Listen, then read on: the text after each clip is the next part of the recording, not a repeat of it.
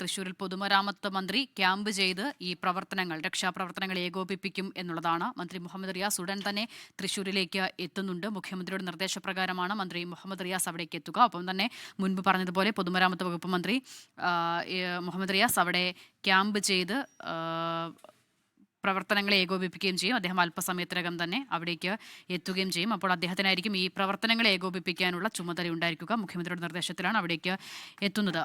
മറ്റൊരു പ്രധാനപ്പെട്ട കാര്യം, ഈ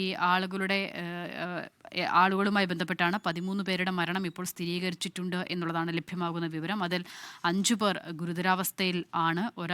3 പേർ വെന്റിലേറ്ററിലാണ് എന്നുള്ളതാണ് അല്പം മുമ്പ് മേയർ അറിയിച്ചത്. മുൻപത് ഒരാൾ എന്നുള്ളതായിരുന്നു നമുക്ക് ലഭ്യമായ വിവരം. ഇപ്പോൾ 3 പേർ വെന്റിലേറ്ററിലാണ് എന്നുള്ളത് അറിയുന്നുണ്ട്. ഒപ്പം തന്നെ ഇപ്പോൾ ഈ അപകടത്തിൽ ധനസഹായം പ്രഖ്യാപിച്ചിരിക്കുന്നു കേന്ദ്രം. മരിച്ചവരുടെ കുടുംബങ്ങൾക്ക് 2 ലക്ഷം രൂപ വീതവും പരിക്കേറ്റവർക്ക് 50,000 രൂപ വീതവും ധനസഹായമായി നൽകും എന്നുള്ളതാണ് കേന്ദ്ര സർക്കാരിൻ്റെ ഇപ്പോൾ വന്നിട്ടുള്ള പ്രതികരണം. മുൻപ് പ്രധാനമന്ത്രി അടക്കം വിഷയത്തിൽ ഇടപെട്ടതിൻ്റെ വിവരങ്ങൾ വന്നിരുന്നു.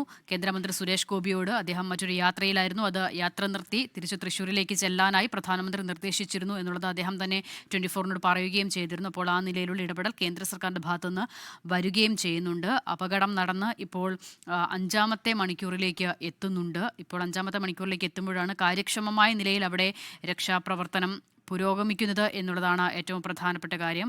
മുൻപ് പറഞ്ഞതുപോലെ മന്ത്രി മുഹമ്മദ് റിയാസ് അവിടെ എത്തിയിട്ടുണ്ട്. അതാണ് നമ്മളിപ്പോൾ ദൃശ്യങ്ങളിൽ കാണുന്നത്. അദ്ദേഹം ക്യാമ്പ് ചെയ്ത് പ്രവർത്തനങ്ങൾ ഏകോപിപ്പിക്കും. പ്രതികരണത്തിലേക്ക്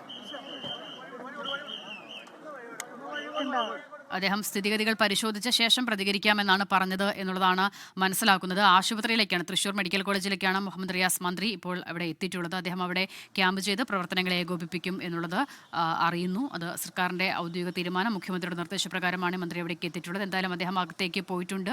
ആരോഗ്യ പ്രവർത്തകരുമായി അടക്കം വിവരങ്ങൾ ശേഖരിച്ച ശേഷം അദ്ദേഹം പ്രതികരിക്കും എന്നുള്ളതാണ് പ്രതീക്ഷ. ഒപ്പം തന്നെ മുൻപ് പറഞ്ഞതുപോലെ മുണ്ടത്തിക്കോട് സതീഷ് എന്ന ആളാണ് ഇവിടെ ലൈസൻസിയായി ഉണ്ടായിരുന്നത്. അദ്ദേഹവും ഈ തൃശ്ശൂർ മെഡിക്കൽ കോളേജിൽ തന്നെയാണ് അദ്ദേഹത്തെ പ്രവേശിപ്പിച്ചിട്ടുള്ളത്.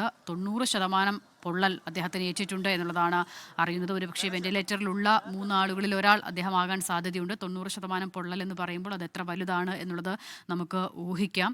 എന്തായാലും രക്ഷാപ്രവർത്തനം ഇപ്പോഴും അവിടെ കാര്യക്ഷമമായി തന്നെ നടക്കുന്നുണ്ട്. അതിൽ അല്പം വൈകൽ, അത് വലിയ തീ അവിടെ ഉണ്ടായിരുന്നു. മുൻപ് മേയർ പറഞ്ഞതുപോലെ ഈ ഫയർഫോഴ്സ് സേനാംഗങ്ങൾ അവരുടെ ജീവൻ പോലും പണയം വെച്ചാണ് അവിടേക്ക് എത്തിയത് എന്നുള്ളത് കൂടി പറഞ്ഞിരുന്നു. അപ്പോൾ അങ്ങനെ ഒരു വൈകൽ മാത്രമാണ് അവിടെ ഉണ്ടായത്. അതിനുശേഷം തീ അണച്ച് അവരവിടേക്ക് കടന്നിട്ടുണ്ട്.